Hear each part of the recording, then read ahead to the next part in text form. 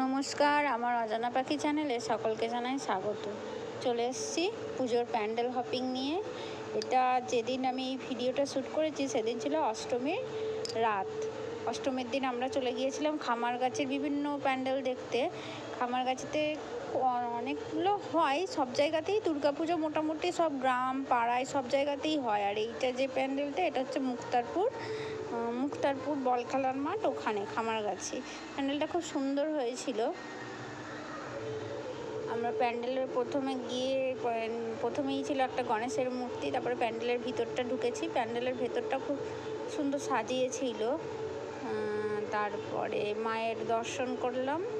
মায়ের দর্শন করে আমরা বেশিক্ষণ থাকিনি ওখানে, কারণ আরও অনেক প্যান্ডেল দেখতে গিয়েছিলাম। সেই মায়ের দর্শন করার পর ওখান দিয়ে বেরিয়ে গিয়েছিলাম। মায়ের মুখ দেখো কত মায়া ভরা। মা দুর্গার মুখ দেখলেই যেন মনে হয় সব দুঃখ কষ্ট কোথায় চলে গেছে।